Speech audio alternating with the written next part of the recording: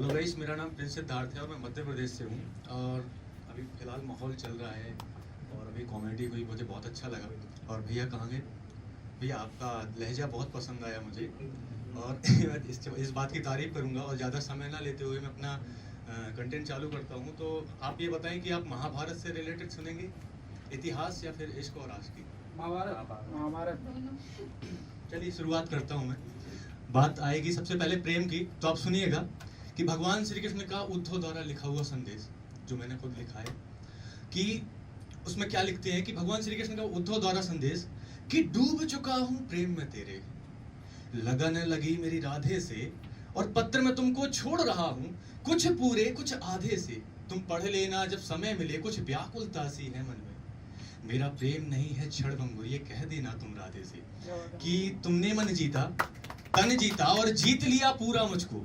मैं खड़ा देखता रहा एकटक मृग नैनी की अखियन को, राधे तुम मेरे हृदय बसी, तुम सा ना प्यारा प्राणन को। हरे कब से ना सोया याद में तेरी राधा काली रतियन को, कि अंतर मन मेरे वास करो, प्रेम मेरा आभास करो, व्यक्तित्व मेरा तुम जानते हो, थोड़ा तुम भी प्रयास करो। अस्तित्व मेरा बस तुम तक है और तुम ही मेरी प्राण प्रिय। हे राधा विनती है तुमसे कि मेरा प्रेम पत्र स्वीकार। तो सुनिए कि मेरा भरोसा और मेरे जीवन का आधार हो तुम, कि मेरा भरोसा और मेरे जीवन का आधार हो तुम, प्रेम सूत्र में लिपटा मेरे लुप्त प्रेम का प्रमाण हो तुम तीर्थ प्रयाग, तुम वृंदावन और तुम ही मेरे चारों धाम हो। ब्रज के कण कण में लिपटी, रज रज में लिपटी प्रेम कथा का सार हो तुम, कि श्री कृष्ण प्रेम के अवतारी, राधा वर सुंदर बनवारी। अरे उनसी क्षमता मुझ में भी नहीं, वो स्वयं ब्रह्म करुणाधारी। अरे उनसा प्रेम जगत में नहीं, तुमने मान भी मुझसे क्या रख दिया। और मैं प्रेम करूं निश्चल सा तुमसे, विश्वास करो राधा प्यारी, विश्वास करो राधा प्यारी। सुनिएगा, अगर महाभारत से रिलेटेड सुनना है तो आपको दानवीर कर्ण का एक चैप्टर है जो मैंने लिखा है, वीडस पे है, कि महाभारत इतिहास के उस पात्र का वर्णन करूं जिसका महानतम कर्म था, ना धर्म उसका, ना जाति उसकी, ना ही उसका कोई वर्ण था। दिवाकर के तेज से जन्मा वो कवच कुंडल धारी, धनुर्विद्या में धनी, दानों में दानवीर, ऐसा महाबली सूर्य पुत्र कर्ण था। और भगवान परशुराम से शिक्षा ग्रहण कर बना सर्वश्रेष्ठ धनुर्धारी, युद्ध कौशल रण कौशल में परांगत बना, ब्रह्मा से रस्त्र का अधिकारी, सभी विद्याओं में प्रथम और सभी शिक्षाओं में निपुण, और अहंकार लेश मात्र नहीं ऐसे वीर योद्धा को तो ना जीत पाते कभी गांडीवधारी। और श्रेष्ठता इतनी थी उसमें कि प्रतिकार को भी सह गया, कि श्रेष्ठता इतनी थी उसमें कि प्रतिकार को भी सह गया। अपने राज्य से वंचित कहीं एक वीर योद्धा रह गया, हुआ सूर्य पुत्र से शूद्र पुत्र, फिर भी लड़ा निष्पक्ष वो एक पांडु पुत्रों में श्रेष्ठ भ्राता, तिरस्कार सहता रह गया।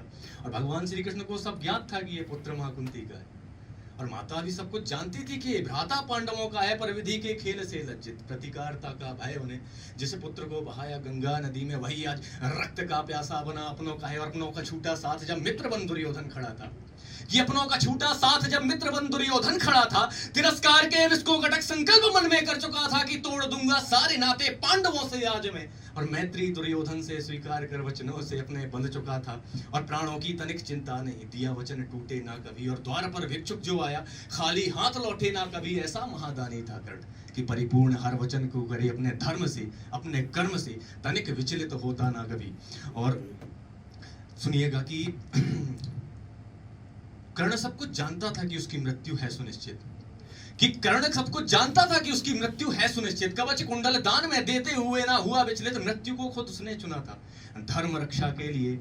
और श्री कृष्ण को भी झुकना पड़ा था, कि भगवान श्री कृष्ण को भी झुकना पड़ा था उस वीर के आगे कदाचा। तो लास्ट लाइन सुनिएगा कि रण में परांगत योद्धा, गौर से सुनिएगा, कि रण में परांगत योद्धा अब विधर्मियों से जा मिला है, मित्रता दुर्योधन से करके अपना वध सुनिश्चित कर चुका है। परशुराम जी के श्राप के सत्यापन की घड़ी नजदीक है, कि परशुराम जी के श्राप के सत्यापन की घड़ी नजदीक है। अब स्वयं विधाता ने विवसो एक वीर योद्धा का अंत लिखा है, एक वीर योद्धा का।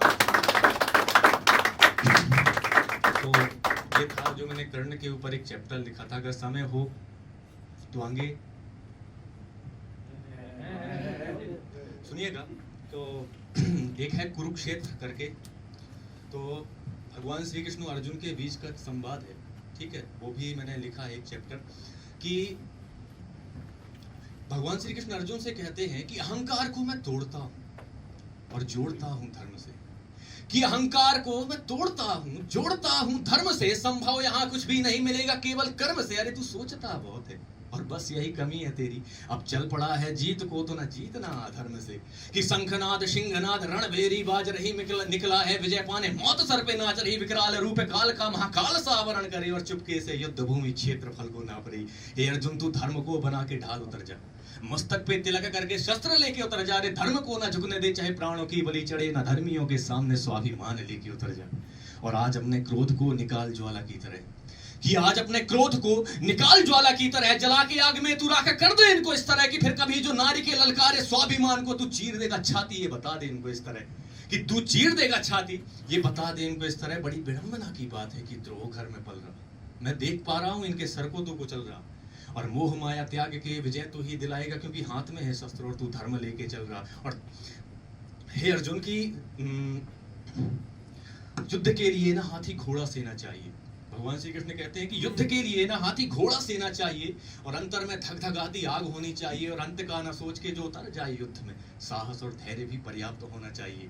और नहीं पता है मृत्यु का कि कब किसे वरण करे, कि नहीं पता है मृत्यु का कि कब किसे वरण करे। और युद्ध भूमि में मेरा तो वीर गति गमन करे। अरे योद्धा ना सोच चाहे जाति पाति द्वेष का, रण में हर एक चीज को वो शस्त्र से श्रवण करे, रण में हर एक चीज को वो शस्त्र से श्रवण करे। Thank you so much.